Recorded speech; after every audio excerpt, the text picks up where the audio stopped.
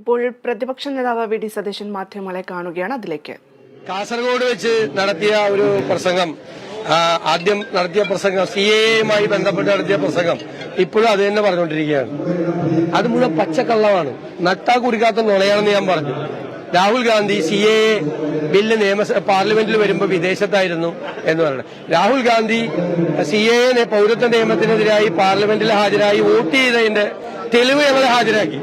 എന്നിട്ട് അദ്ദേഹം പറയുക, പിന്നെ കേരളത്തിലെ UDF MLA-മാരും അതിൽ പങ്കെടുത്തില്ല എന്ന് പറഞ്ഞു.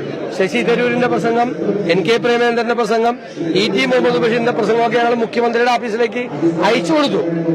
ഇവരെല്ലാം എല്ലാ UDF MP-മാരും വന്ന്, രാഹുൽ ഗാന്ധി അടക്കമുള്ള കേരളത്തിലെ MP-മാരെല്ലാവരും വന്ന് പൌരത്വ നിയമത്തിനെതിരായി വോട്ട് ചെയ്തതിന്റെ രേഖ പാർലമെന്റിൽ രേഖയുണ്ട്.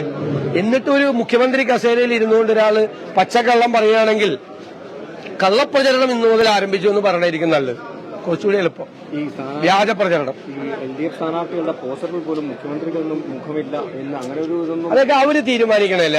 അവരുടെ ക്യാമ്പയിൻ എങ്ങനെയാണെന്ന് അവരാണ് തീരുമാനിക്കുന്നത്. എന്തായാലും UDF കൃത്യമായ അജണ്ടയോടുകൂടിയാണ് തെരഞ്ഞെടുപ്പിൽ മത്സരിക്കുന്നത്. ഞങ്ങള് ഇന്ത്യ മുന്നണിയുടെ ഭാഗമായി നരേന്ദ്രമോദി ഭരണകൂടത്തെ അധികാരത്തിൽ നിന്ന് താഴെ ഇറക്കാനാണ് മത്സരിക്കുന്നത്. ഞങ്ങള് ചിഹ്നം നഷ്ടപ്പെടാതിരിക്കാൻ വേണ്ടിയിട്ടോ അല്ലെങ്കിൽ ദേശീയ അംഗീകാരം നഷ്ടപ്പെടാതിരിക്കാൻ വേണ്ടിയിട്ടോ അല്ല മത്സരിക്കുന്നത്. ഈ തെരഞ്ഞെടുപ്പിൽ മത്സരിക്കുന്നത് വർഗീയതയെ കുഴിച്ചുമൂടി ഫാസിസത്തെ ഇല്ലാതാക്കാൻ വേണ്ടിയിട്ടുള്ള പോരാട്ടത്തിന്റെ ഭാഗമായിട്ടാണ് കോൺഗ്രസ് ദേശീയ തലത്തിലും അതുപോലെ UDF കേരളത്തിലും മത്സരിക്കുന്നത്. ഞങ്ങൾ ഒറ്റക്കെട്ടായി ഒരു ടീമായിട്ട് മത്സരിക്കുകയാണ്. ഞങ്ങളുടെ പ്രതീക്ഷ കഴിഞ്ഞ വർഷം നഷ്ടപ്പെട്ട ആലപ്പുഴ സീറ്റ് ഉൾപ്പെടെ 20-ൽ 20 സീറ്റും നേടി ഉജ്ജ്വലമായ വിജയം, ചരിത്രപരമായ വിജയം ഈ തെരഞ്ഞെടുപ്പിൽ ഉണ്ടാകും എന്ന് തന്നെയാണ് ഞങ്ങളുടെ പ്രതീക്ഷ. എനിക്ക് തോന്നുന്നു ഈ കോട്ടയത്തെ കാര്യം വരുമ്പോഴേ മുഖ്യമന്ത്രിയുടെ ഉൾപ്പെടെ പടമില്ല എന്ന് പറയുമ്പോൾ ഈ രണ്ടിലയിൽ ഒരു കൺഫ്യൂഷൻ ഉണ്ടാക്കി ചെയ്യാനാണോ? അതൊന്നും രണ്ടിലെയൊന്നും ഒരു കൺഫ്യൂഷൻ ഇല്ല. കാരണം കഴിഞ്ഞ പ്രാവശ്യം രണ്ടില ചിഹ്നത്തിൽ പാലായിലും മത്സരിച്ചിട്ട് ഏറ്റവും കൂടുതൽ രണ്ടില ചിഹ്നത്തിൽ വോട്ട് ചെയ്തവരാണ് പാലാക്കാർ. എന്നിട്ട് അവിടുത്തെ LDF സ്ഥാനാർത്ഥി തോറ്റത് 15,000 വോട്ടിനാണ്. മോൻസി ജോസഫിന്റെ മണ്ഡലത്തിൽ മോൻസി ജോസഫ് രണ്ടിലയിൽ മത്സരിച്ചിരുന്ന ആളാണ്. കഴിഞ്ഞ പ്രാവശ്യം അദ്ദേഹത്തിന് ആ ചിഹ്നം ഉണ്ടായിരുന്നില്ല, എന്നിട്ടും അദ്ദേഹം ജയിച്ചു. രണ്ടിലയല്ല ജയിച്ചത്. കോട്ടയത്തെ വോട്ടർമാരെന്ന് പറയുന്നത് നല്ല പ്രബുദ്ധരായിട്ടുള്ള വോട്ടർമാരാണ്. രാഷ്ട്രീയം ഏറ്റവും നന്നായി വീക്ഷിക്കുന്ന ആളുകളാണ്. മാറിയ രാഷ്ട്രീയ സാഹചര്യം എന്താണ് എന്ന് അവർക്കറിയാം. ഫ്രാൻസിസ് ജോർജിനെ എന്തുകൊണ്ട് വിജയിപ്പിക്കണം എന്ന് കൃത്യമായ ബോധ്യമുള്ളവരാണ് എല്ലാവരും. നേരത്തെ പറഞ്ഞു ക്രൈസ്തവരെല്ലാവരും BJP പോവാണെന്ന് പറഞ്ഞു, ഇപ്പൊ തീർന്നില്ലേ? എല്ലാ ക്രൈസ്തവ വിഭാഗങ്ങളും അതിശക്തമായി ഫാസിസത്തെ എതിർക്കുകയാണ്. മണിപ്പൂരിലുണ്ടായ സംഭവങ്ങളും രാജ്യത്തിന്റെ വിവിധ ഭാഗങ്ങളിൽ ക്രൈസ്തവർക്ക് നേരെ നടക്കുന്ന ആക്രമണങ്ങളും എല്ലാം അവരെ ഇരുത്തി ചിന്തിപ്പിച്ചിരിക്കുകയാണ്. അതിശക്തമായിട്ടാണ് ഫാസിസത്തിനെതിരായിട്ടുള്ള നിലപാട് സ്വീകരിക്കണം എന്ന് ക്രൈസ്തവ സമൂഹം ഒറ്റക്കെട്ടായിട്ട് അഭ്യർത്ഥിക്കുന്നത്.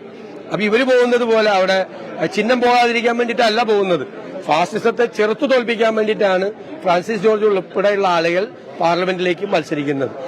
അതിനുള്ള ആ പ്രബുദ്ധത, രാഷ്ട്രീയ പ്രബുദ്ധത കേരളത്തിലെ ഏത് സ്ഥലത്തേക്കാൾ കൂടുതലുള്ള സ്ഥലമാണ് കോട്ടയം. ഒരു സംശയം ഞങ്ങൾക്ക് ആ കാര്യമില്ല. ഈ ആദായ നികുതിയുടെ ഒരു നോട്ടീസ് 1700 കോടിയോളം രൂപ കോൺഗ്രസിന് അത്തരത്തിലുള്ള സമ്മർദ്ദങ്ങൾ ഇപ്പൊ ED വന്നു, CBI വന്നു, അപ്പൊ കൂടുതൽ പ്രതിരോധത്തിലാക്കുന്നു. ഇല്ലല്ലോ, കോൺഗ്രസിനെ പ്രതിരോധത്തിലാക്കുകയല്ല, ജനങ്ങൾ അറിയുകയാണ്. ഒരു ഭരണകൂടം ആ രാജ്യത്തെ ഏറ്റവും സുപ്രധാനമായ തെരഞ്ഞെടുപ്പ് നടക്കുമ്പോൾ മുഖ്യ പ്രതിപക്ഷ കക്ഷിയെ എങ്ങനെ പ്രവർത്തിപ്പിക്കാതിരിക്കാൻ നോക്കുന്നു എന്നുള്ളതിന്റെ, ഞാൻ നേരത്തെ പറഞ്ഞതുപോലെ ഫാസിസത്തിന്റെ ഏറ്റവും ക്രൂരമായ മുഖമാണ് കാണുന്നത്. ഞങ്ങൾക്ക് പണമില്ല, രാഹുൽ ഗാന്ധി പറഞ്ഞതുപോലെ പണമില്ല മത്സരിക്കാൻ, പക്ഷെ ജനങ്ങൾ ഞങ്ങൾക്ക് പണം തന്ന് സഹായിക്കും.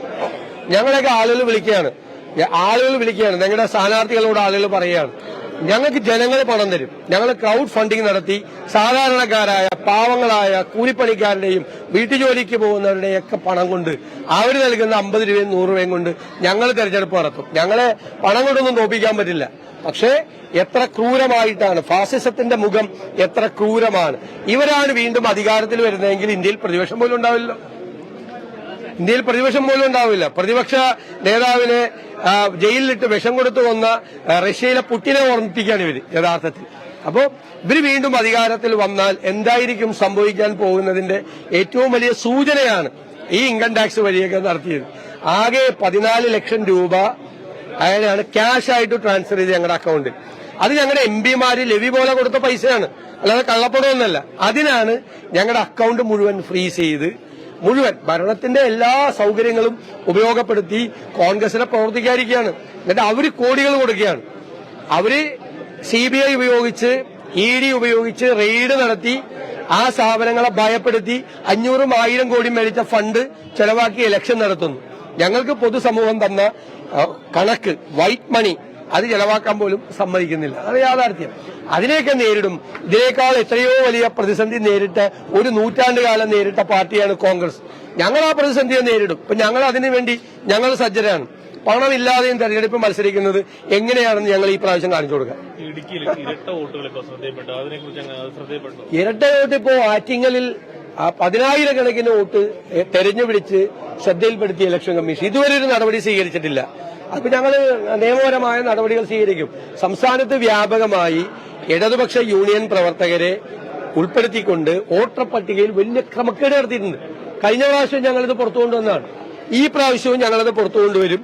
എല്ലാ ബൂത്തിലും പ്രിസൈഡിംഗ് ഓഫീസർമാർക്ക് ഡബിൾ വോട്ടിന്റെ കോപ്പി ഉണ്ടാവും. ഞങ്ങൾ